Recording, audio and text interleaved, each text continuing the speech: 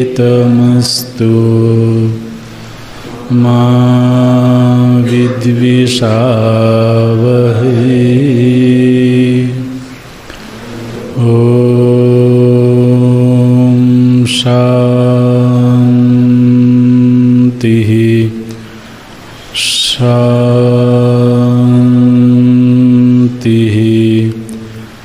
शान्तिः।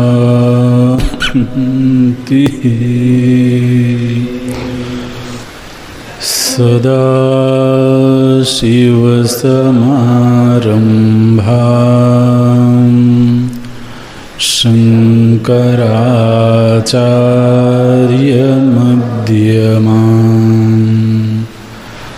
अस्मदाचार्यपर्यन्तां वन्दे गुरुपरम्परां। शङ्करं शङ्कराचार्यं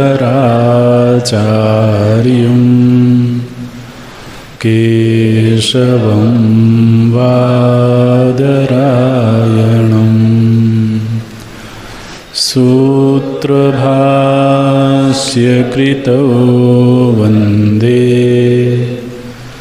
भगवन्तौ पुनः पुनः भगवन्तौ पुनः पुनः। ॐ पार्थाय प्रतिबोधितां भगवता नारायणेन स्वयं व्यासेन ग्रथितां पुराणमुनिना मध्ये महाभारतम्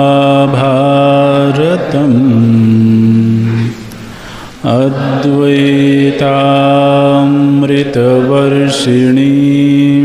भगवतीम् अष्टादशाध्यायिनीम्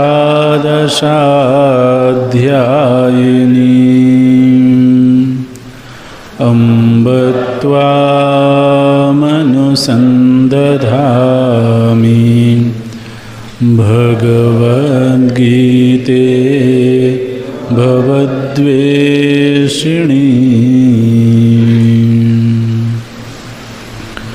नमोऽस्तु ते व्यासविशालबुद्धे फुल्लारविन्दायतपत्रनेत्र येन त्वया भारततैलपूर्णः प्रज्वालितो ज्ञानमय प्रदीपः प्रपन्नपारिजाताय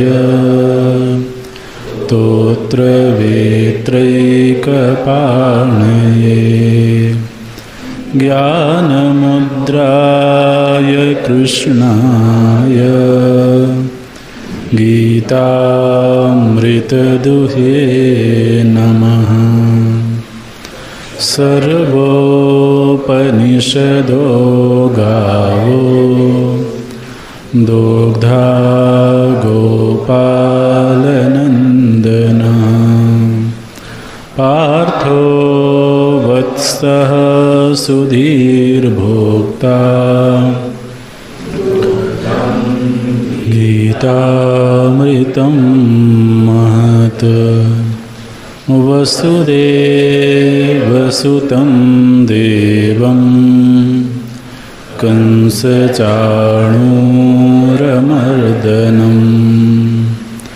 देवकी परमानन्दं कृष्णं वन्दे जगद्गुरुं कृष्णं वन्दे जगद्गुरुम्।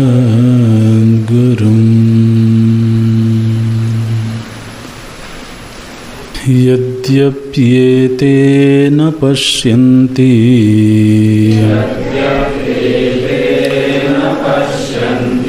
लोभोपहत चेतसः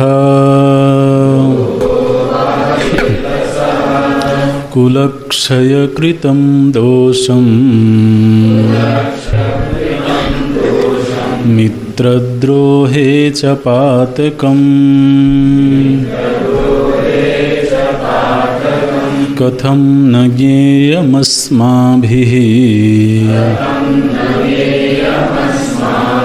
पापादस्मान्निवर्तितुम् कुलक्षयकृतं दोषं प्रपश्यद्भिर्जनार्दन कुलक्षये प्रणश्यन्ति कुलधर्माः सनातनाः धर्मे नष्टे कुलं कृत्स्नम् अधर्मोऽभिभवत्युत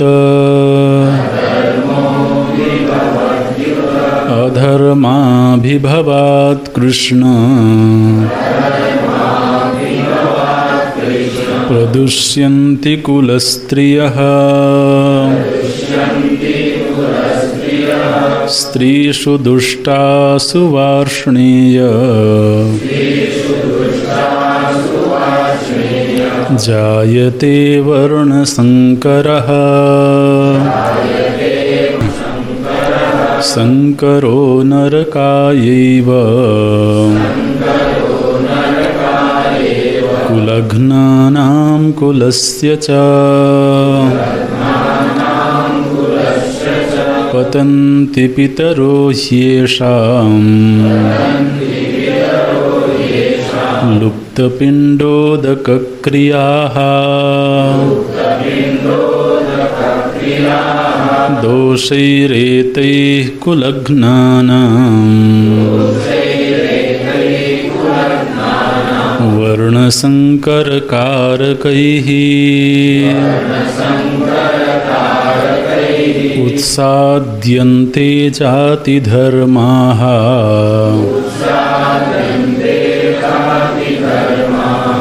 कुलधर्माश्च शाश्वताः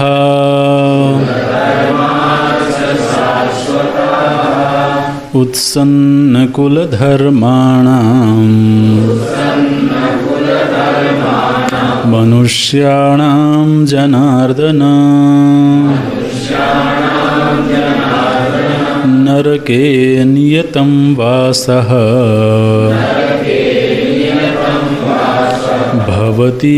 भवतीत्यनुशुश्रुमा अहो अहो बत महत्पापं कर्तुं व्यवसिता वयं यद्राज्यसुखलोभेन हन्तुं स्वजनमुद्यताः यदि मामप्रतीकारम् अशस्त्रं शस्त्रपाणयः धार्तराष्ट्रारणे हन्युः तन्मे क्षेमतरं भवेत् यदि मामप्रतीकारम्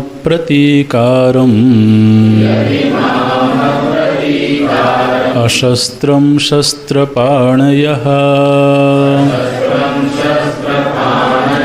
धार्तराष्ट्रारणे हन्युः तन्मे क्षेमतरं भवेत्। संजय उवाच एवमुक्त्वार्जुनः संख्ये रथोपस्थ उपाविशत् विसृज्य सशरं चापं शोकसंविघ्नमानसः एवमुक्त्वार्जुनः संख्ये रथोपस्थ उपाविशत् विसृज्य सशरं चापं शोकसंविघ्नमानसः शोकसंविघ्नमानसः ॐ तत्सदिति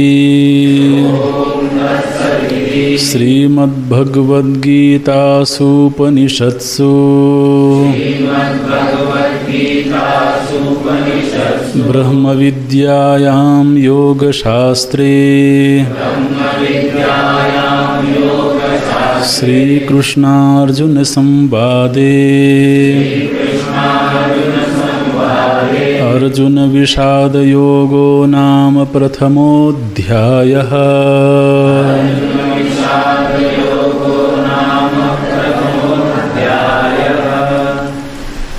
श्री अर्जुन की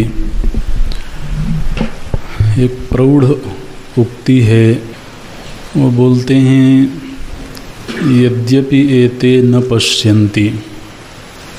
अभी पांडव पक्ष के भी और कौरव पक्ष के भी जो योद्धा हैं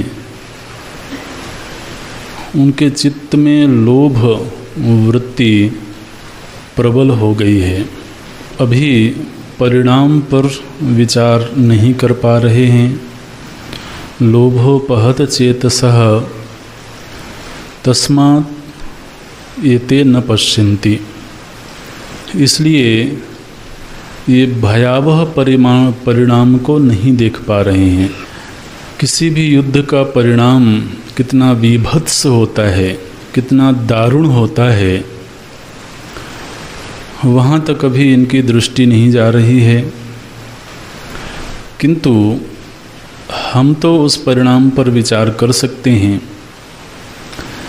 इसलिए प्रपश्यत भी अस्माभिः, जिनके द्वारा यह दूरदृष्टि प्राप्त कर ली गई है, जो इस परिणाम पर विचार करने में समर्थ हैं, ऐसे अस्माभिः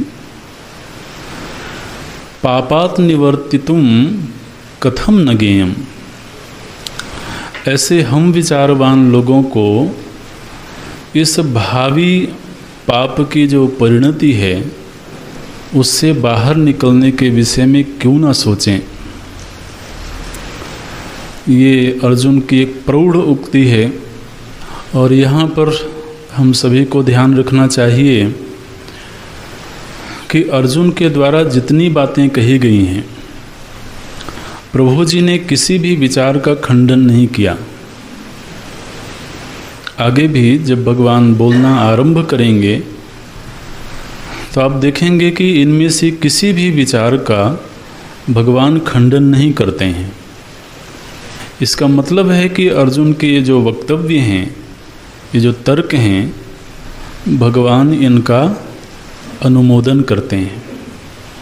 एक मूक स्वीकृति है कि ऐसा परिणाम होगा, ये बिल्कुल ठीक है, क्योंकि अर्जुन केवल यहाँ भावुकता के वशीभूत होकर के विचार नहीं कर रहे हैं, बल्कि उन्होंने सत्संग किया है, उन्होंने शास्त्रों का अध्ययन किया है और उसी अध्ययन, उसी पूर्व ज्ञान के आधार पर वो विचार प्रस्तुत कर रहे हैं। पहला विचार अर्जुन के द्वारा जो दिया गया वो ये है कि युद्ध के पीछे जो प्रेरणाएं होती हैं, जिसमें साम्राज्य विस्तार की महत्वाकांक्षा या प्रतिशोध की वृत्ति, ये दोनों ही स्थितियां मेरे भीतर नहीं हैं। माने हमें साम्राज्य विस्तार में भी कोई विशेष रुचि नहीं है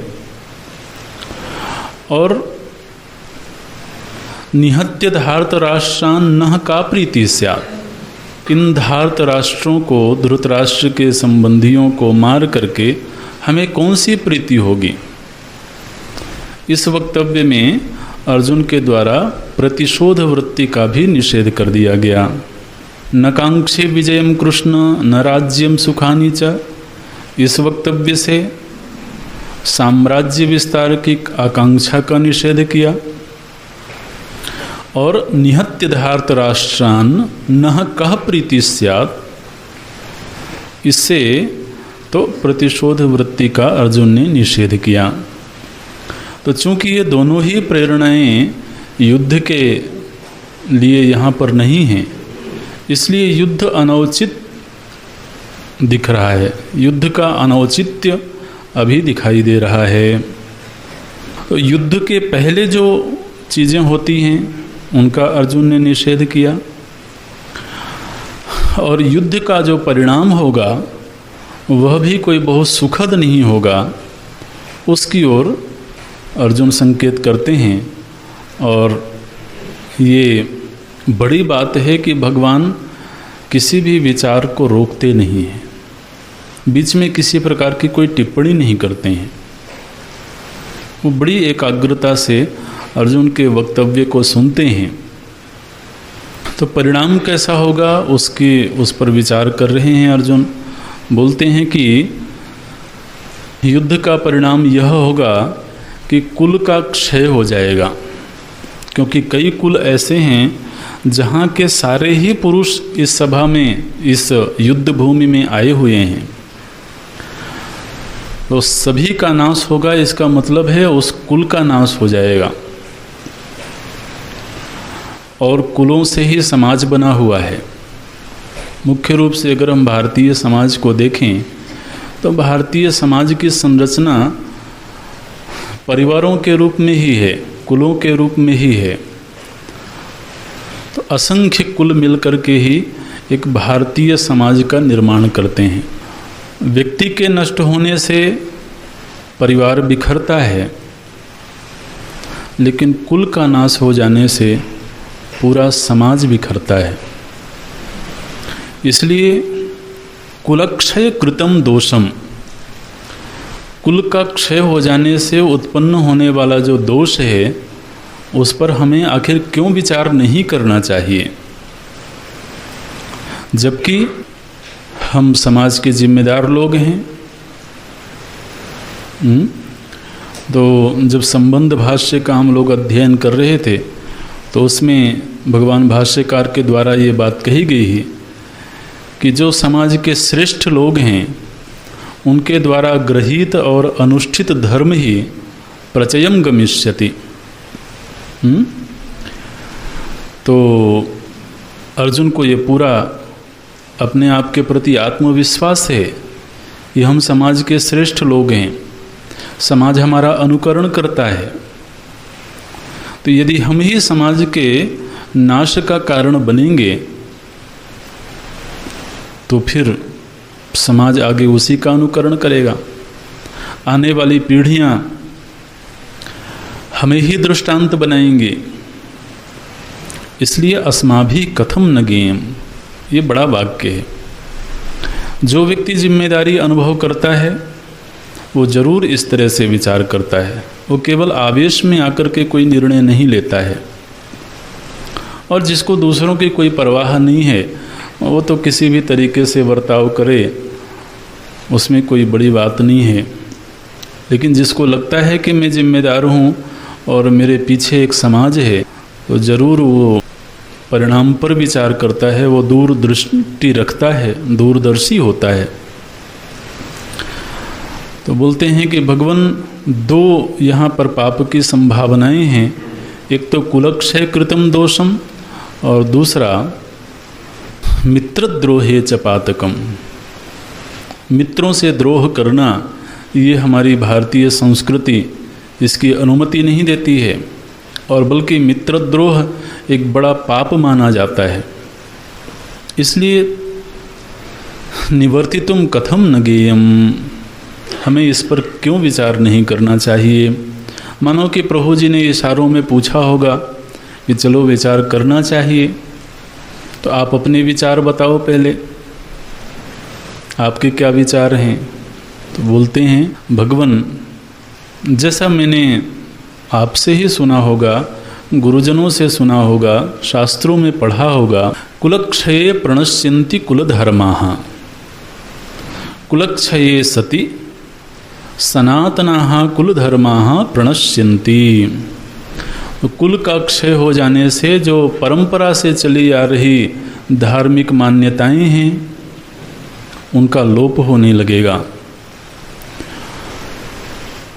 और आप जानते हैं, जैसे हम लोग पिछली कक्षा में चर्चा कर रहे थे, समाज का हर व्यक्ति धर्मशास्त्र नहीं पढ़ता है। समाज में सभी लोग तो सत्संग नहीं करते हैं, लेकिन फिर भी धर्म का पालन होता है, धर्म का अनुष्ठान होता है। और कई बार तो ऐसा दिखाई देता है कि घरों की जो गृहिणियां हैं, जो माताएं हैं, उनका धर्म के पालन में बड़ा हाथ होता है। कई बार पुरुषों को मालूम भी नहीं होता है कि हमारे कुल के क्या रिवाज हैं, क्या परंपराएं हैं, लेकिन माताओं को मालूम होता है। तो चाहे वो विवाह का प्रसंग हो, चाहे वो मुंडन संस्कार का प्रसंग हो, मैंने देखिए भारतीय समाज की पहचान ही ये है कि वह जितने भी हमारे शास्त्रीय संस्कार हैं उन संस्कारों का वो पालन करे। अन्यथा हिंदुत्व की और पहचान क्या है। जो हमारे वैदिक संस्कार हैं उन संस्कारों के अनुसार जीवन पलता है, यही हमारी अपनी पहचान है। तो संतान उत्पन्न हुई है, उसका नामकरण संस्कार होना चाहिए। किस तरह से नाम संस्कार होना चाहिए, कौन करेगा, उसमें किसका क्या अधिकार है। फिर आगे जब अन्नप्राशन होगा, पहली बार वह अन्न ग्रहण करेगा तो उसका भी एक उत्सव होना चाहिए। फिर जो उसके गर्भ के बाल हैं उन बालों को उतारा जाएगा तो उसका भी कोई उत्सव होना चाहिए। तो उत्सवी संस्कृति है, मानव मात्र उत्सव में रुचि रखने वाला समाज है। तो इन संस्कारों के सहारे ही तो हम संगठित होते हैं, हमारी पहचान बनती है। तो घरों में पुरुषों के चाहे भले ना मालूम हो, लेकिन माताओं को ज़रूर मालूम होता है कि कब इसका मुंडन संस्कार होना चाहिए, कहाँ होना चाहिए। पंडित जी को भी बुलाना है तो वही कहेंगे। पंडित जी को क्या दक्षिणा देना है, क्या सिद्ध देना है, ये भी माताएं तय करती हैं। तो ये परंपरागत ये सारी तो धर्म हैं वो आगे से आगे बढ़ते हैं। यदि कुल का नाश होगा तो उसमें फिर तो वो जो धार्मिक मान्यताएं हैं उनका भी लोप होगा। और धर्मे नष्टे 40वें श्लोक में है, हम लोग बोलते हैं अर्जुन धर्मे नष्टे, धर्म का नाश हो जाने पर, भाई बात ऐसी है कि जीवन में या तो धर्म होगा या अधर्म होगा। जीवन में धर्म भी ना हो और अधर्म भी ना हो, ऐसा तो हो नहीं सकता है। माने आचरण जो भी है व्यक्ति का, आचरण के दो ही रूप होंगे, या तो वो विहित होगा या निषिद्ध होगा। तो बोलते हैं धर्मे नष्टे सति, क्या होगा फिर? बोलते हैं कि कृत्स्नम कुलम अधर्म अभिभवति। ये अन्वय शब्दों का ढंग से देखना। धर्मे नष्टे, धर्म का नाश होने पर, और इनमें पूर्व पर की संगति भी लगाते रहेंगे। धर्म का नाश कब होगा? जब कुल का क्षय होगा। और कुल का क्षय कब होगा? जब युद्ध होगा। तो युद्ध का आगे से आगे क्या परिणाम होगा, उस पर भी अर्जुन विचार प्रस्तुत कर रहे हैं। तो इनमें हेतु फलात्मक संबंध है, ये इसको संगति लगाते रहेंगे। यदि तो युद्ध होगा तो उसका पहला परिणाम यह होगा कि कुल का क्षय हो जाएगा। और यदि कुल का क्षय होता है तो कुल धर्म का नाश होगा। और यदि कुल धर्म का नाश होता है तो फिर उस कुल में कुछ ना कुछ लोग तो बचेंगे ही। तो जो लोग बचेंगे उस कुल में, उनके ऊपर अधर्म का प्रभाव व्याप्त जाएगा। अधर्म अभिभवति, अधर्म जो है वो उस कुल को डोमिनेट करने लगेगा, वो उसके ऊपर हावी हो जाएगा।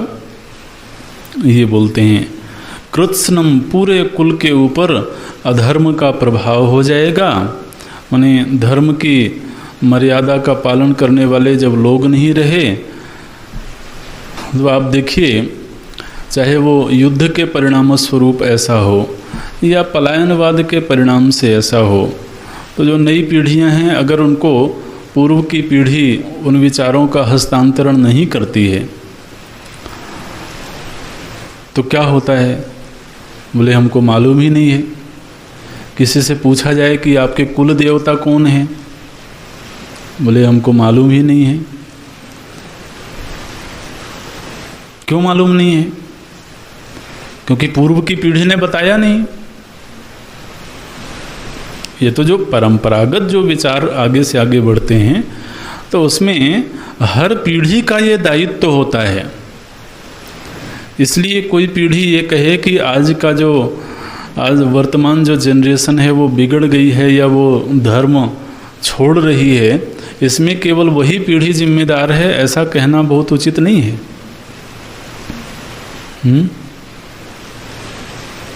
इसमें जिम्मेदार हर व्यक्ति है। हमने उन परंपराओं का विधिवत तरीके से हस्तांतरण किया है कि नहीं किया है? माने अपने आप को सुरक्षित रखने के लिए तो हम प्रयत्न करते ही हैं, लेकिन वह यथार्थ भी तो होना चाहिए। तो बोलते हैं कि यदि धर्म का लोप होगा तो निश्चित रूप से फिर उस कुल में अधर्म आएगा। और ये तो दिखाई देता है महाराज, जब व्यक्ति उन धार्मिक मर्यादाओं से बाहर चला जाता है तो क्या होता है? बोले उच्छृंखल हो गया। अब उसकी मर्जी है कि वो कैसे जीता है। ध्यान रखना, ये केवल व्यक्तिवाद जो है ये हमारी संस्कृति में बहुत मान्य नहीं है, बहुत प्रशंसा का विषय नहीं है। व्यक्ति की अपनी स्वतंत्र कोई पहचान नहीं है बिना कुल के, बिना समाज के। तो यदि तो कोई कहता है कि नहीं, मुझे अपनी कुल रीतियों का कोई ज्ञान नहीं है और मुझे उनके पालन में कोई रुचि भी नहीं है, तो ये वक्तव्य कोई बहुत विद्वता की निशानी नहीं है। एक तो एक तरह से जड़ विहीन हो जाने वाली बात है, रूटलेस हो जाने वाली बात है। हमारी पुरानी पुरानी जड़ें इन्हीं कुलों से जुड़ी हुई हैं और वो कुलों की जो परंपराएं हैं वही उनको बांध के रखती हैं। तो क्या किया हमने, बोले श्रृंखला को तोड़ दिया। तो क्या कहेंगे, उस श्रृंखल हो गए। श्रृंखला माने क्या होता है, जिन मर्यादाओं में व्यक्ति बंधा होता है, अब वो श्रृंखला भंग कर दी हमने। तो हिंदी में शब्द बनाया गया उस श्रृंखल हो गए। ये बहुत प्रशंसनीय बात नहीं है। तो बोलते हैं कि अधर्म अभिभवति, और भगवान इसकी आगे की परिणति क्या होगी। तो क्या हुआ, कुल में अब कोई मर्यादा रही नहीं। कुल में कोई भी व्यक्ति किसी भी तरीके से रहना पसंद कर रहा है, किसी भी तरीके से रहता है। उसका आगे चल के परिणाम ये होगा कि जो घरों की महिलाएं हैं वो दोष युक्त हो जाएंगी। बोलते हैं अधर्म अभिभवात कृष्ण, हे कृष्ण, अधर्म का जब अभिभव होगा, अधर्म का जब विस्तार होने लगेगा कुलों में, परिवारों में, तो उससे सबसे ज़्यादा प्रभावित कौन होगा। बोले कुलस्त्रियः प्रदुष्यन्ति कुलस्त्रियः, कुल की जो माताएं हैं, जो स्त्रियां हैं, वो उस श्रृंखल होने लगेंगी। उनके ऊपर किसी का कोई नियंत्रण नहीं होगा। और प्रदुष्यन्ति कुलस्त्रियः, घरों की जो गृहिणियां हैं, जो माताएं हैं, उनके ऊपर कोई बंदिश नहीं रही, कोई मर्यादा नहीं रही। और भगवान, ये तो किसी भी समाज के लिए पतन का सबसे बड़ा कारण है। आप जानते हैं घर में, घर की सारी मर्यादाओं के केंद्र में माता ही होती है, गृहिणी ही होती है। ऐसा कहा जाता है कि घर की गृहिणी यदि दोष युक्त हो जाए तो उससे दो चीज़ों की हानि होती है।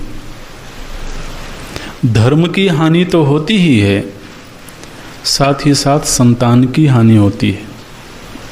संतान की हानि माने संतान फिर संस्कार विहीन हो जाता है। तो इसलिए पुरुष यदि दोष युक्त होवे तो उसमें उतनी हानि नहीं है जितनी कि स्त्री के दोष युक्त हो जाने में है।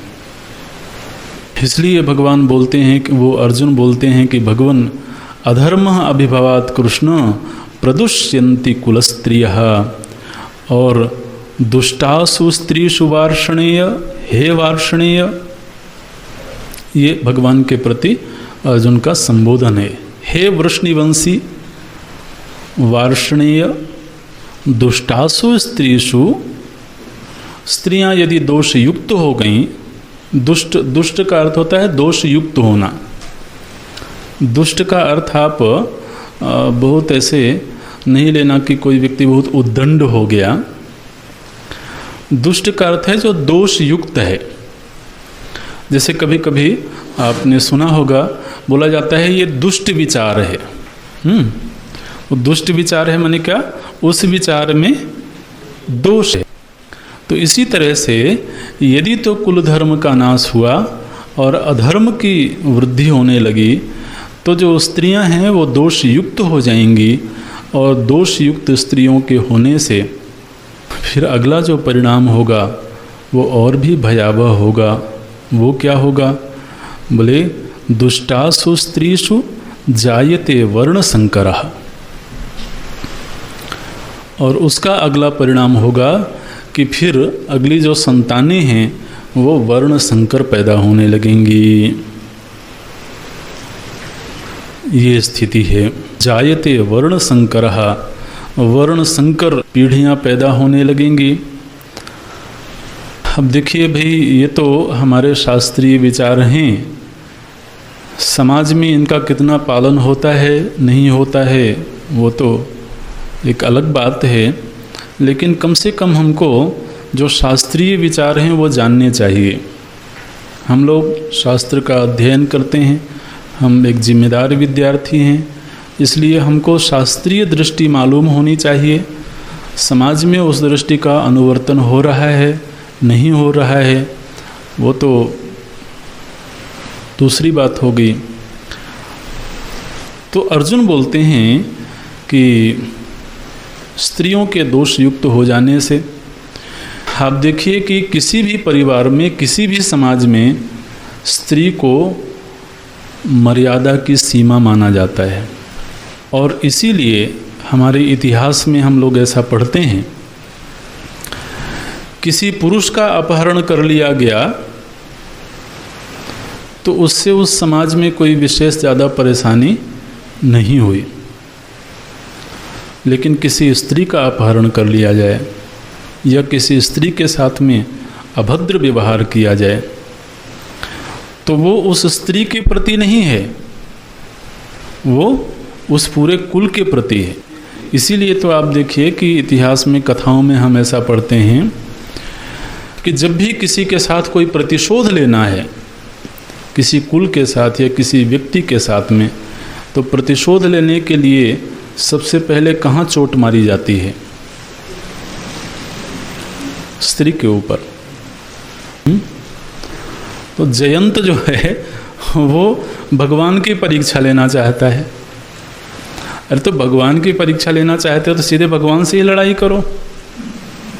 तो चोट कहाँ मारता है वो? जानकी के चरणों में चोट करता है।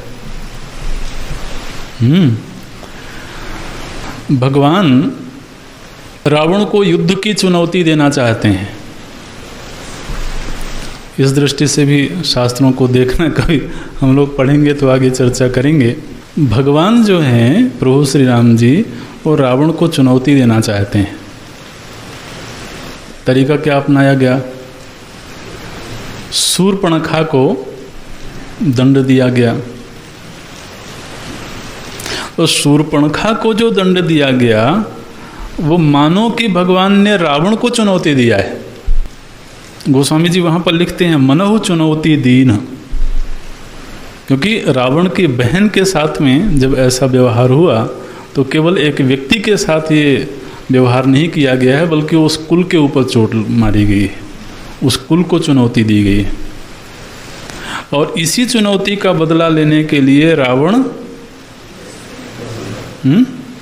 जानकी जी का हरण करता है। वास्तव में रावण राम जी को के प्रति दुश्मनी पैदा करना चाहता है, लेकिन उसके लिए वो हथियार क्या चुनता है? उस कुल की गृहिणी को।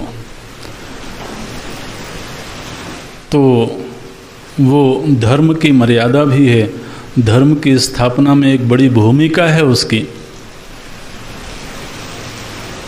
और इसीलिए उसकी सुरक्षा की जरूरत है। चूंकि वह परिवार, समाज और कुल के केंद्र में है, उसके सुरक्षित रहने से धर्म सुरक्षित है, उसके कुल सुरक्षित रहने से संस्कार सुरक्षित हैं, इसलिए उसको सुरक्षा की आवश्यकता है। तो वह जो परिवार, कुल और समाज का केंद्रीय व्यक्ति है वो सुरक्षित रहे, उसके ऊपर किसी प्रकार की चोट ना लगे। इसके लिए हमारे शास्त्रों ने कहा कि स्त्रियाः सदैव रक्षणीयाः, क्योंकि वह शारीरिक दृष्टि से, नैसर्गिक दृष्टि से कमज़ोर है, लेकिन फिर भी वो धर्म की दृष्टि से, संस्कारों की दृष्टि से बहुत महत्वपूर्ण व्यक्ति है। तो कोई उस पर चोट ना पहुंचा सके, इसके लिए शास्त्रों ने कहा कि उसकी रक्षा होनी चाहिए। अब शास्त्रीय दृष्टि से तो उसकी रक्षा होनी चाहिए, ये बात कही गई। लेकिन शास्त्रीय दृष्टि जिसको प्राप्त नहीं है, उन्होंने क्या सोच लिया? बोले रक्षा के नाम पर ये हमारे ऊपर अत्याचार करते हैं,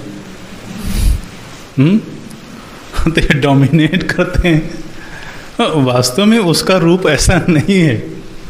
मनुस्मृति में ये बात कही गई कि पिता रक्षति कौमारे, भर्ता रक्षति यौवने।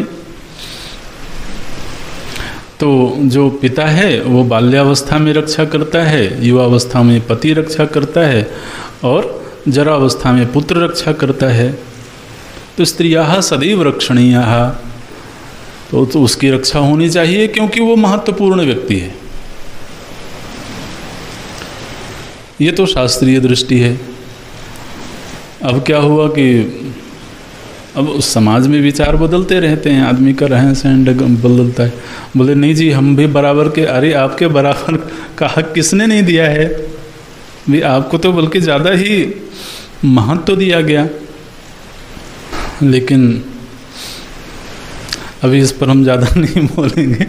मुख्य बात यह है कि हमको शास्त्रीय दृष्टि पर विचार करना है। वो उसके नाम पर अन्याय भी होता होगा, हम उसको मना नहीं करते हैं, लेकिन अब क्या करेंगे? बोले नारी मुक्ति आंदोलन चलाएंगे। क्या करेंगे? बोले नारी मुक्ति आंदोलन। अच्छा अच्छी बात है। तो देखिए, जो महत्वपूर्ण होता है उसको हम ज़्यादा सुरक्षित रखते हैं। बोलते हैं कि भगवन स्त्रीषु दुष्टासु जायते वर्ण संकरः। तो समाज में वर्ण संकरता फैलने लगेगी, आने वाली जो पीढ़ियां हैं वो वर्ण संकर होने लगेंगी। तो दोष यहाँ जाकर के रुक जाएगा क्या? बोले नहीं। जिस कुल में वर्ण संकर पैदा होंगे, आगे क्या बोलते हैं, वो जो वर्ण संकर संतानें हैं वह उस कुल के लोगों को नरक में ले जाने के हेतु बनेंगे। अर्जुन ने कहा था ना, कथम अस्माभि न ज्ञेयम्, हमें इस विषय पर विचार क्यों नहीं करना चाहिए? तो उस पर विचार कर रहे हैं अर्जुन।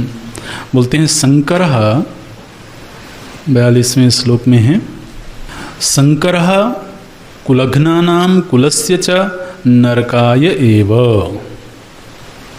ये जो संकर अर्थात जो वर्ण संकर संतानें हैं, इन संतानों के पैदा होने से परिणाम क्या होगा? बोले कुलघ्नानां, ये वाक्य अच्छे से देख लेना। कुलघ्नानां माने जिन लोगों ने उस कुल का हनन किया है और जिस कुल का हनन हुआ है। दो बातें हैं यहाँ पर, जिन्होंने कुल का नाश किया है और जिस कुल का नाश हुआ है, दोनों ही कुलों के लिए वो वर्ण संकर नरक का कारण बनेंगे। कुलघ्ना नाम जो कुल हंता है और कुलस्य च, जिस कुल का हनन किया गया है, इन दोनों ही कुल के लोगों के लिए यह जो संकर अर्थात वर्ण संकर संतानें हैं ये नरक का कारण बनेंगी। नरकाय एव। इसलिए वर्ण संकरता हमारे शास्त्रों को स्वीकार्य नहीं है। जो जेनेटिक प्योरिटी है, जो वंशानुगत शुद्धता है, इस पर हमारे शास्त्रों ने बहुत जोर दिया है।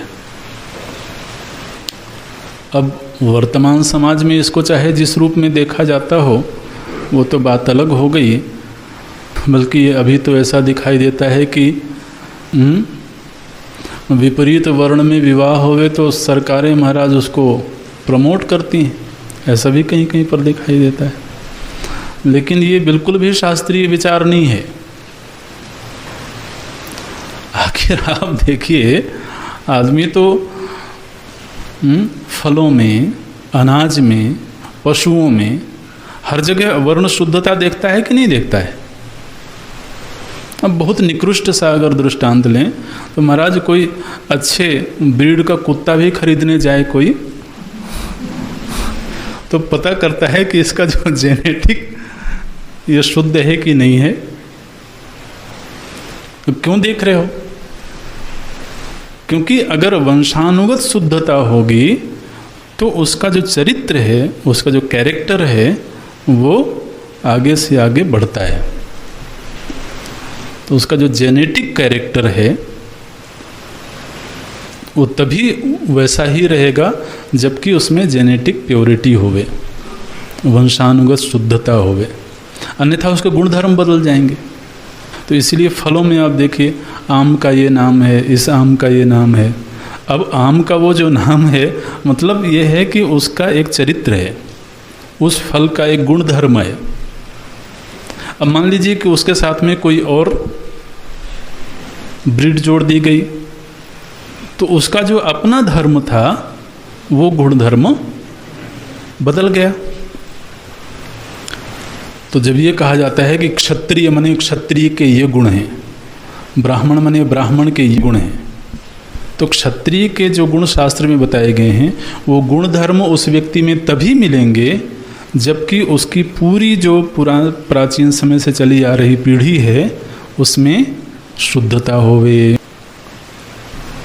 तो इसलिए बोलते हैं कि ये जो वर्ण संकरता है इसमें फिर धर्म का निर्णय ही नहीं होगा ना, फिर तो निर्णय ही नहीं होगा कि कौन किस वर्ण का है, और वर्ण से ही धर्म की पहचान होती है।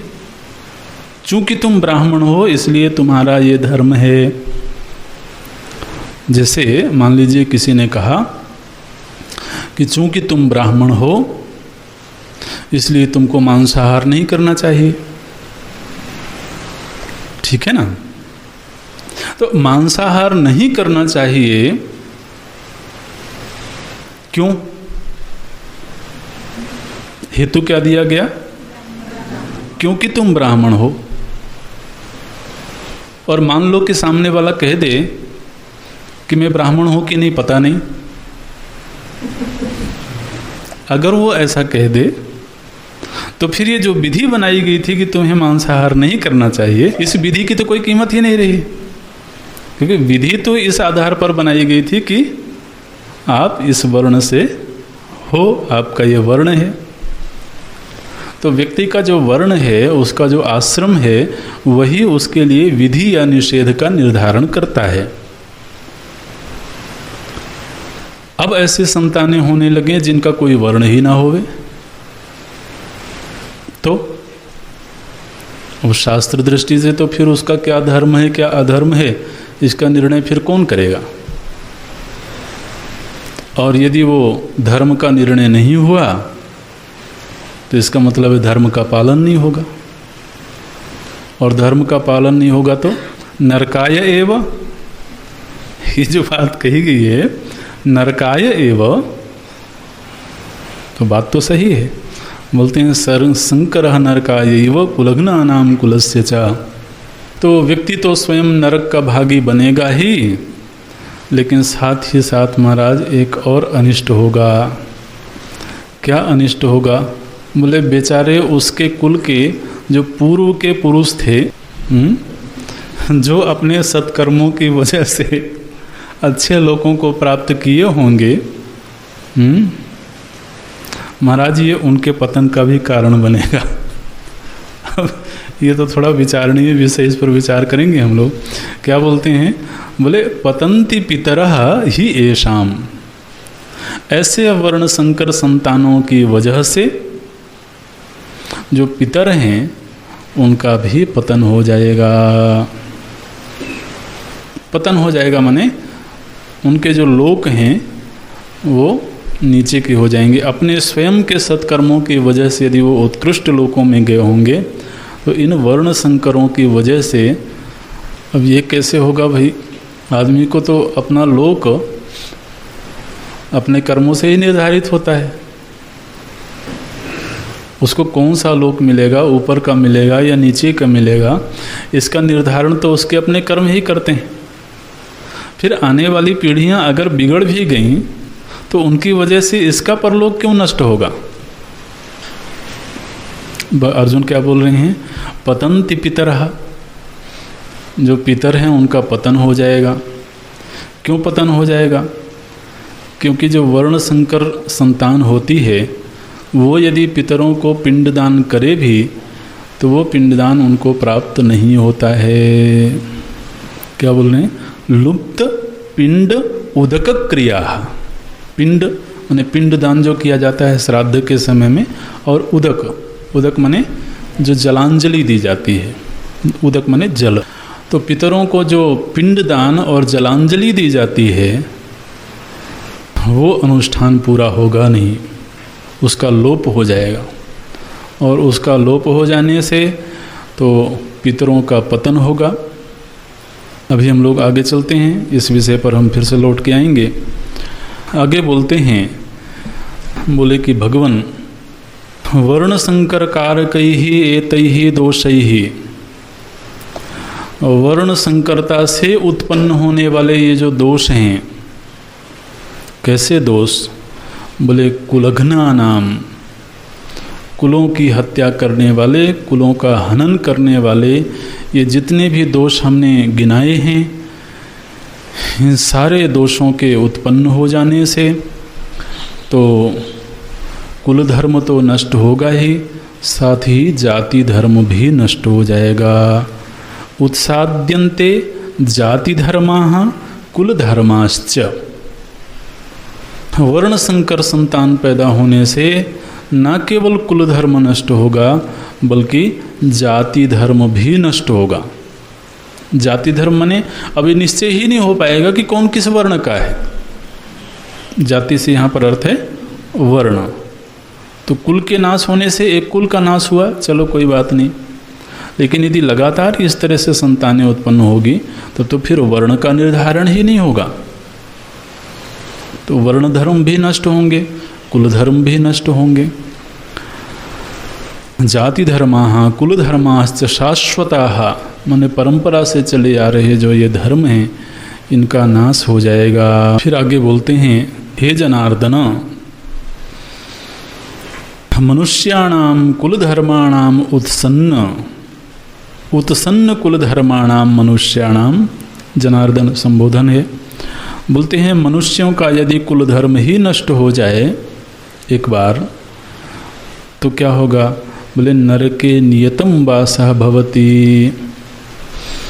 फिर तो महाराज उनका जो परमानेंट एड्रेस है वो क्या होगा? बोले नरके। व्यक्ति का यदि कुल धर्म भी नष्ट हो जाए, वर्ण धर्म भी नष्ट हो जाए, तो इसका मतलब है कि धर्माचरण हुआ नहीं, तो वो फिर नरके नियतम वासः भवति, नरक में ही उसका नियत वास होगा। अर्जुन, ये तुम्हारा अपना निर्णय है, तुम्हारे अपने विचारों की निष्पत्ति है क्या? बोलते हैं नहीं भगवान, इति अनुशुश्रुमा, ऐसा मैंने अपने आचार्यों से सुना है। इसका मतलब है कि अर्जुन श्रोत्रिय हैं। तो इनके जो विचार हैं ये अपने निजी विचार नहीं हैं, बल्कि ये किसके विचार हैं? ये परंपरा के विचार हैं, ये शास्त्रीय विचार हैं। और इसीलिए भगवान इनमें से किसी भी विचार का खंडन नहीं करते हैं। अर्जुन विचारों को व्यक्त करते हैं लेकिन साथ प्रमाण के साथ विचार व्यक्त करते हैं।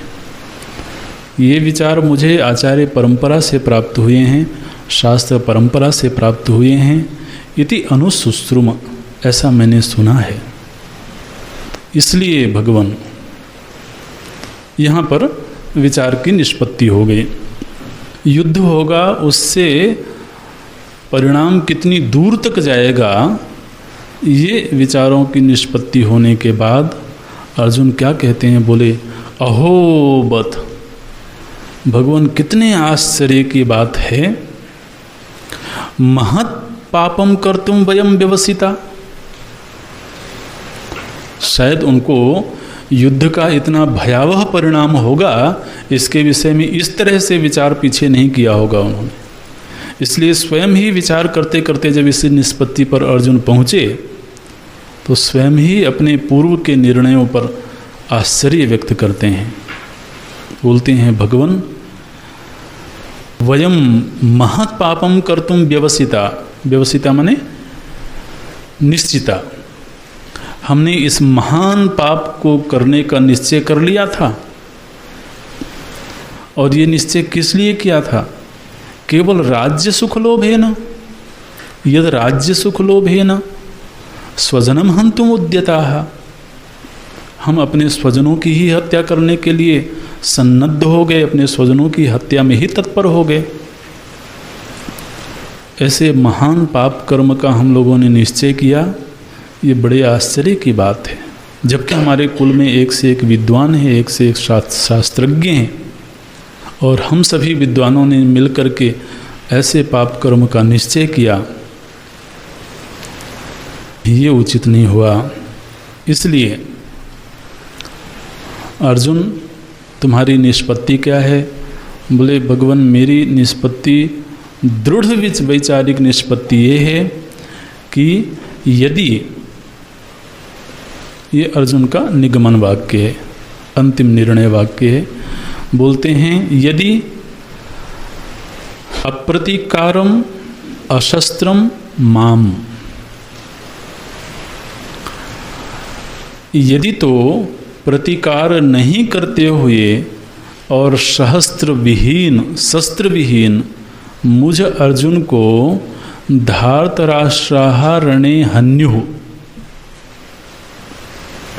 ये अप्रतीकारम अशस्त्रम, ये अपने लिए बोल रहे हैं कि मैं प्रतिकार नहीं करूँगा और मैं शस्त्र भी धारण नहीं करूँगा।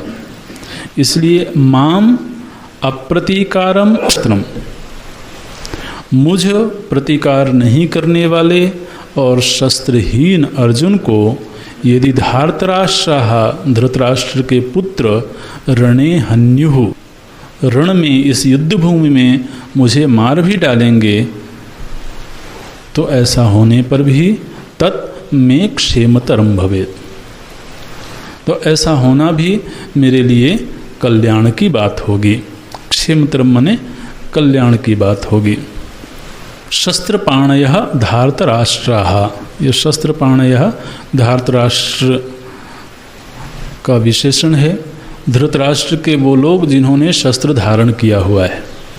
मैंने अपना निर्णय यहाँ पर सुना रहे हैं कि मैं तो शस्त्र छोड़ ही दूंगा और साथ ही में किसी प्रकार का प्रतिकार भी नहीं करूँगा। और उधर से जो शस्त्रधारी धृतराष्ट्र के संतान हैं, वो यदि इस युद्ध में मुझे मार भी डालें, मुझे लगता है तब भी मेरा कल्याण होगा, तब भी मैं सुरक्षित रहूँगा। सुरक्षित रहूँगा माने क्या? ज़्यादा से ज़्यादा मेरी मृत्यु हो जाएगी, लेकिन कम से कम यदि मैं युद्ध करता हूँ और उससे मैं पाप का भागी बनता हूँ, तो कम से कम उस पाप से तो मैं बचूँगा। इसलिए तत्मे क्षेमतरम भवेत, इस तरह से निर्णय दे करके अर्जुन शांत हो गए। और फिर संजय बोलते हैं महाराज धृतराष्ट्र से, बोलते हैं हे राजन, एवं उक्त्वा अर्जुनः, इस तरह से बोल करके जो अर्जुन हैं वो संख्य माने रणभूमि में, उस रणस्थल में रथोपस्थ उपाविशत, रथ के पिछले भाग में जाकर के, रथोपस्थ माने रथ उपस्थ से, रथ के पिछले भाग में जाकर के उपाविशत, अर्जुन जाकर के रथ के पिछले भाग में जो आराम करने का स्थान रहा होगा, तो आप जानते हैं रथ बहुत विशाल था, तो उसमें जो आराम करने का स्थान था उस जगह पर जाकर के अर्जुन बैठ गए। और विसृज्य चापम, उस समय पर उद्यताः, उस समय धनुरुद्यम्य पांडवः, जब आरंभ हुआ था तब क्या बताया था संजय ने कि उन्होंने गांडीव उठा लिया था। अब क्या बोल रहे हैं? चापम विसृज्य, चाप माने धनुष को उन्होंने छोड़ दिया, और सशरम, सशरम माने तीर को भी, शर का अर्थ होता है तीर, तो तीर के सहित उन्होंने धनुष को छोड़ दिया, पीछे जाकर के बैठ गए। ये तो उनकी शारीरिक स्थिति है। मानसिक स्थिति क्या है? बोले शोक संविग्न मानसः, और उनका जो मन है, जो चित्त है, वो शोक में घिर गया। अरे भाई, तो आपने तो अब निर्णय दे दिया, जो विचार था उसकी निष्पत्ति कर दी, अब आप क्यों शोक से घिर गए? तो वो तो खैर आगे बताएंगे, लेकिन इस समय पर अर्जुन शोकाकुल हो गए।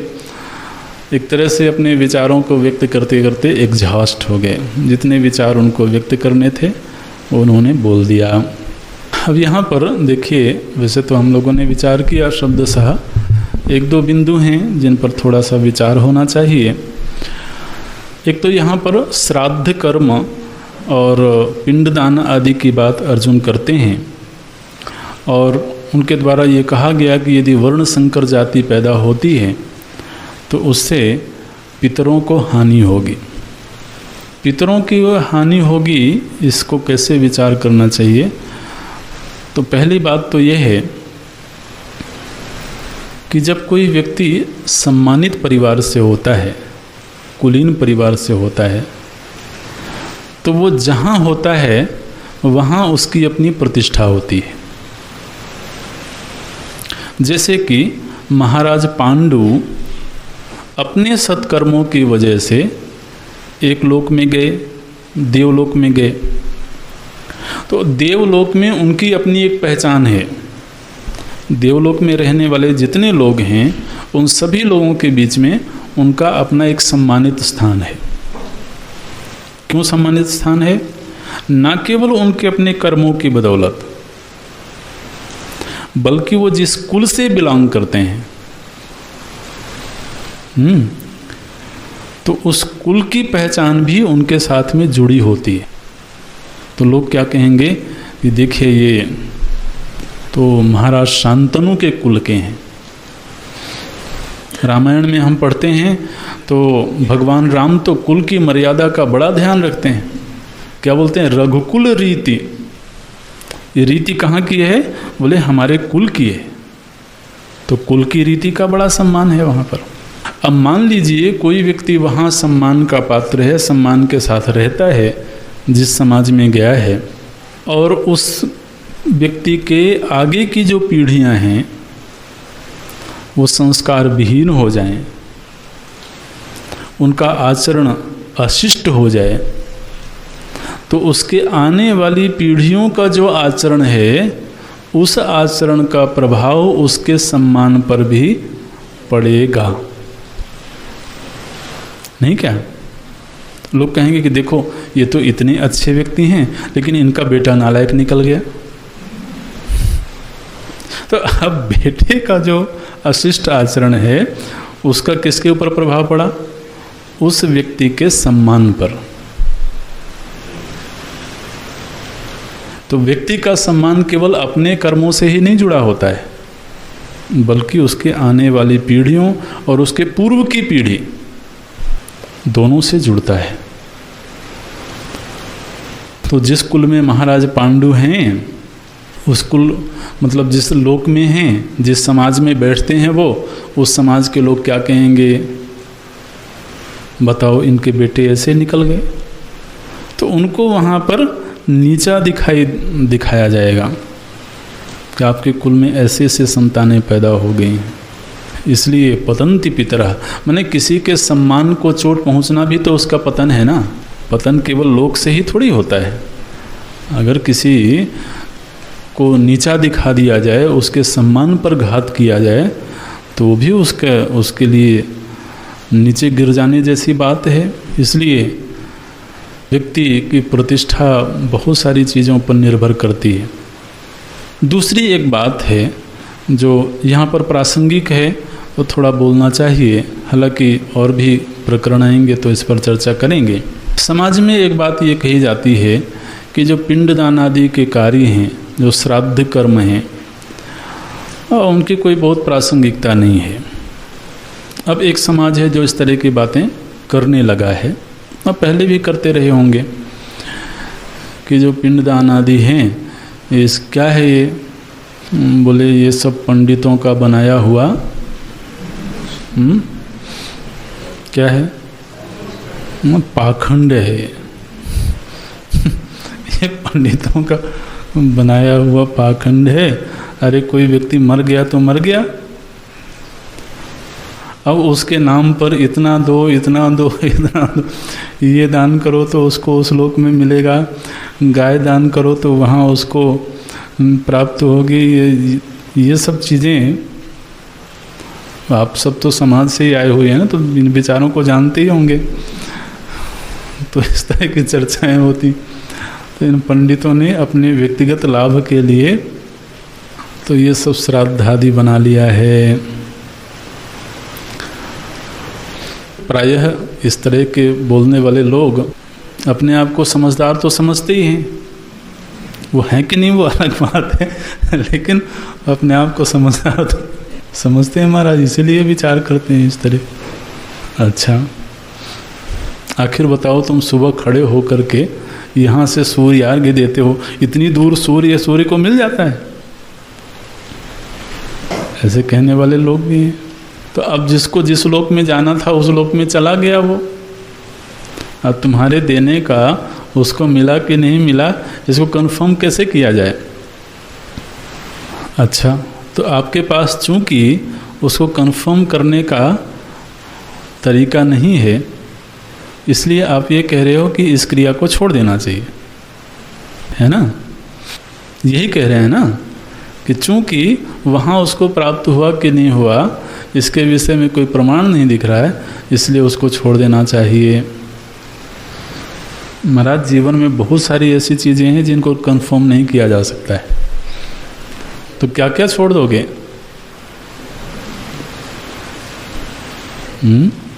इस मुद्दे पर हमारा शास्त्रीय विचार क्या है, उस पर थोड़ा सा प्रकाश डालते हैं।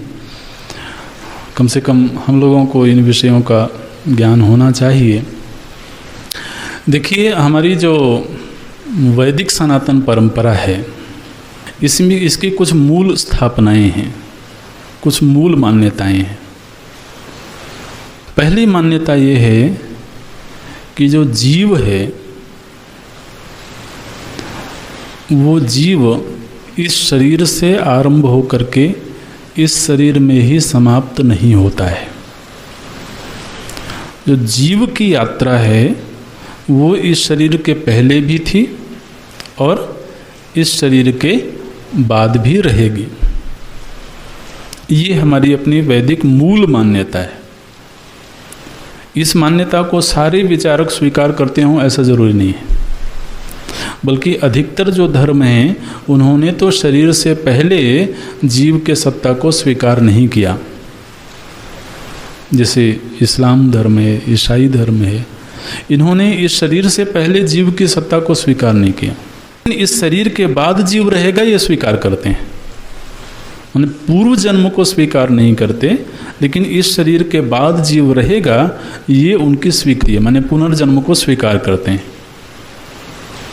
इसीलिए महाराज, जब व्यक्ति की मृत्यु होती है तो उसके लिए बाकायदे एक स्थान निर्धारित किया जाता है। जो कब्र बनाई जाती है वो क्या है? वो उस जीव की आराम गाह है। वो जीव वहाँ आराम करता है। आराम करता है माने शरीर की मृत्यु हो जाने पर भी वो जीव वहाँ है और वो कहीं किसी लोक में नहीं गया है। जहाँ पर आपने उसको दफनाया है वहीं पर है वो, और वहाँ कब तक रहेगा? जब तक निर्णय का दिन नहीं आता है तब तक वो जीव वहाँ रहेगा। इसीलिए उसके लिए सुंदर जगह बनानी चाहिए। उसको वहाँ रहना है ना, तो आप उसके लिए एक सुंदर चबूतरा बनाओ। अरे चाहे ताजमहल बना दो। आखिर ताजमहल क्या है? किसी रूह की आरामगाह है, ये तो है। वहाँ पर दो रूह हैं जो आराम कर रही हैं, तो क्या है? कब्रिस्तान ही है। आप चाहे भले जितनी फोटो खींचो, तो आराम गाह बनाना, मतलब इसके पीछे वैचारिक मान्यताएं, दार्शनिक मान्यताएं हैं कि इस शरीर के बाद जीव रहता है, लेकिन वो किसी लोक में नहीं जाता है। जहाँ उसको दफनाया गया है वो वहीं रहता है। वो किस लोक में जाएगा इसका निर्णय तब होगा जब निर्णय का दिन आएगा उस दिन उसके कर्म के आधार पर जन्नत या जहन्नुम का स्थान तय किया जाएगा। हमारी अपनी वैदिक मान्यता क्या है? यह जो जीव है जैसे ही इस शरीर को छोड़ता है उसके तुरंत बाद ही वह अन्य लोक में प्रस्थान कर जाता है। इसलिए इस शरीर की वहाँ अब कोई उपयोगिता नहीं रही। पहली मान्यता, जीव की यात्रा सतत है। इस शरीर के बाद जीव का जो डेस्टिनेशन होगा वो उसके अपने कर्मों के आधार पर निर्धारित होगा। ये दूसरी मान्यता। और चूंकि उस जीव के अपने कर्म के आधार पर ही उसका अगला लोक निर्धारित होगा, वो लोक कौन सा होगा उसके लिए सृष्टि में 14 भुवन बनाए गए। जो 14 भुवन बनाए गए वो इसलिए बनाए गए क्योंकि जीवों के विविध प्रकार के कर्म हैं। तो हर प्रकार के कर्मों का फल देने के लिए एक ही लोक समर्थ नहीं है। किसी के इतने निकृष्ट कर्म हैं कि उसका जो दंड मिलना चाहिए उसको भोगने के लिए ये मृत्यु लोक समर्थ नहीं है, तो और निकृष्ट लोकों में उसको भेजा जाए। किसी के इतने उत्कृष्ट कर्म हैं कि उसके पूर्ण फल का भोग देने के लिए भी ये मृत्यु लोक समर्थ नहीं है, तो उसके लिए ऊपर के लोकों का निर्माण हुआ। तो इस तरह से जीव की एक यात्रा होती है। जीव सतत है। दूसरी बात, उसके इस शरीर के बाद के शरीर का निर्धारण उसके अपने कर्मों से होगा और उन कर्म फलों का भोग देने के लिए सृष्टि में 14 भुवन बनाए गए। ये हमारी अपनी स्थापना है, ये विचार हम लोग करते रहे हैं। अब ये जीव जब इस शरीर को छोड़ करके अगले लक्ष्य की ओर जा रहा है तो उस यात्रा के लिए कोई यात्रा का मार्ग होगा। ये बात तो तय हुआ कि एक स्थान छोड़ के दूसरे स्थान को जा रहा है, तो यदि तो एक स्थान छोड़ के दूसरे स्थान को जा रहा है, ध्यान रखना हमने पहले ही बता दिया है कि उसका गमनागमन होगा, ये पहला निर्णय है। अगर कोई धर्म ये निर्णय करता है कि नहीं उसका कहीं जाना नहीं होगा तो फिर आगे का कोई विचार ही नहीं करना है।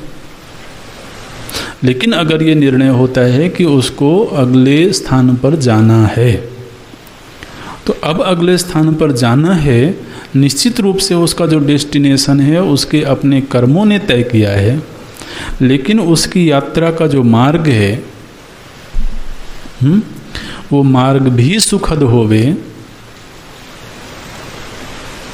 उसके लिए जो उसके परिजन हैं वो श्राद्ध कर्म करते हैं। जो श्राद्ध कर्म होता है वो उसके अगले लक्ष्य की यात्रा में सहजता होवे, वो यात्रा सुगम हो जाए, इसके लिए वो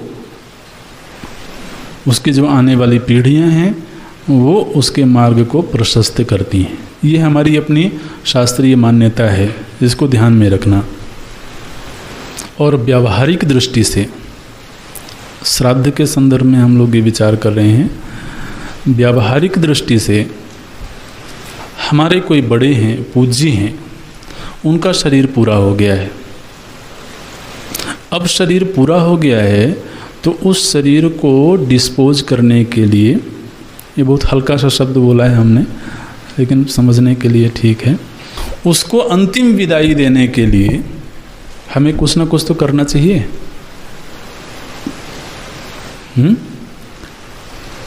ऐसे तो नहीं है कि ये पेन की रिफिल खत्म हो गई तो खत्म हो गई तो उसको डस्टबिन में डाल दो। और दुनिया में जितने भी धर्म हैं सभी धर्मों में ये बात है कि जब किसी का शरीर पूरा हो जाता है तो उसको अंतिम विदाई देने के लिए कोई ना कोई रिचुअल किया जाता है, जिसकी जो भी मान्यता है उसके अनुसार। लेकिन ये तो बड़ी कृतज्ञता होगी कि हमारे जो पूज्य हैं जिन्होंने हमें जीवन दिया है उनकी अंतिम विदाई ऐसे ही कर दें हम। हॉस्पिटल से ले जाकर के सीधे जो बिजली घर है जहाँ पर वो शरीर जलता है वहाँ पर जाकर के डाल दिया, ख़त्म कहानी। ये तो बड़ी कृतघ्न विचारधारा है। तो कोई ना कोई उसका भी उत्सव होना चाहिए, उसके लिए कोई ना कोई अनुष्ठान होना चाहिए। अब जिस धर्म में अनुष्ठान का जो रूप भी मनाया गया, लेकिन ये तो मानवता के बिल्कुल विपरीत है महाराज, कि अपने पूज्य की विदाई में कोई समारोह ना होवे, उसका कोई तरीका ही ना होवे। मैंने ये व्यवहारिक दृष्टि से बात कर रहे हैं। धार्मिक दृष्टि से तो हमने बताया कि वो जो भी पिंडदान आदि क्रियाएं होती हैं वो शास्त्रीय क्रियाएं हैं, और उन क्रियाओं के आधार पर उसकी जो आगे की यात्रा है उसको फैसिलिटेट किया जाता है, उसको सुगम बनाया जाता है, और आगे वो जहाँ पहुँचते हैं वहाँ उनको सम्मानजनक स्थान प्राप्त होवे। माने आप जब महाभारत पढ़ेंगे तो महाभारत में प्रकरण आता है कि महाराज पांडु राजसूय यज्ञ करना चाहते थे, लेकिन उनकी असमय में मृत्यु हो गई और राजसूय यज्ञ नहीं कर सके वो। जब पांडव लोग विजयी हो गए और फिर नारद जी आते हैं महाराज युधिष्ठिर के पास में, और महाराज युधिष्ठिर को बताते हैं कि हे युधिष्ठिर, तुम्हारे पिता को जो लोक मिलना चाहिए, जिस लोक की योग्यता वो रखते हैं, अभी उनको वो लोक प्राप्त नहीं हुआ है। क्यों प्राप्त नहीं हुआ है? क्योंकि उनका एक संकल्प पूरा नहीं हुआ था राजसूय यज्ञ करने का। इसलिए तुम राजसूय यज्ञ करो उनके लिए, और जब तुम राजसूय यज्ञ करोगे तो वो जिस लोक का अधिकार रखते हैं उस लोक की प्राप्ति उनको होगी। और महाराज युधिष्ठिर ने राजसूय यज्ञ किया और उनके किए हुए उस सत्कर्म का फल उनके पिता को प्राप्त हुआ, और वो उससे भी आगे के लोगों को प्राप्त हुए। तो ये जो हमारी धार्मिक मान्यता है, इसका निर्वाह तभी हो सकता है जबकि वर्ण शुद्धि रहे। ये विचार कहाँ से चला था? जहाँ से वर्ण शुद्धि रहे। अब एक बार वर्ण सांकर्य हो गया, उसके बाद में आने वाली संतानें अपने पूर्वजों के लिए कुछ नहीं कर पाएंगे, ये बोलते हैं। इसलिए ये आप पूरे विचारों को एक बार फिर से व्यवस्थित कर लेना। अर्जुन मुख्य रूप से युद्ध का अनौचित्य बताना चाह रहे हैं। युद्ध का अनौचित्य क्यों बता रहे हैं, उसके पीछे क्या क्या तर्क दिए गए हैं। उनमें पहला तर्क ये दिया गया है कि युद्ध के पूर्व की जो प्रेरणाएं होती हैं वो यहाँ पर नहीं हैं। उन्हें साम्राज्यवाद के विस्तार की आकांक्षा नहीं है, प्रतिशोध की वृत्ति नहीं है। इन दो विचारों का निषेध किया। फिर परिणाम पर विचार शुरू हुआ। तो यदि युद्ध होगा तो कुल नष्ट होंगे, कुलों का नाश होने से कुल धर्म नष्ट होंगे, कुल धर्म नष्ट होगा तो उस कुल में अधर्म का विस्तार होगा, अधर्म का विस्तार होने पर कुल के जो केंद्र में स्त्री है उसमें दोष आ जाएगा, व्यभिचार आ जाएगा, और ऐसा होने पर आगे की जो संतानें हैं वो वर्ण संकर होंगी। वर्ण संकर होने पर एक तो उस कुल का धर्म नष्ट होगा, साथ ही जाति धर्म नष्ट होगा, क्योंकि वर्ण का निश्चय नहीं हो पाएगा, और साथ ही साथ जो पूर्वज हैं उनको भी अपमान का सामना करना पड़ेगा, और इस तरह से पूरा समाज ही महाराज विकृत हो जाएगा। उसमें फिर धार्मिक मान्यताओं के लिए कहीं कोई स्थान नहीं रहेगा, और ये तो जगत की स्थिति के विरुद्ध बात हो गई। यदि धर्म ही समाज से लुप्त हो जाए तो जगतः स्थिति कारणम, उस कारण का ही लोप हो गया, तो फिर जगत के नष्ट होने का भागी कौन बनेगा अंततः? जो कुल घाती होगा, जिसने कुल नष्ट किया होगा। माने अर्जुन ये कह रहे हैं कि हमने यदि किसी का कुल नष्ट किया तो उस पाप के भागी हम भी बनेंगे, और हमने जिस कुल को नष्ट किया होगा वो कुल भी उस पाप का भागी बनेगा। इसलिए निष्पत्ति क्या है कि युद्ध नहीं होना चाहिए।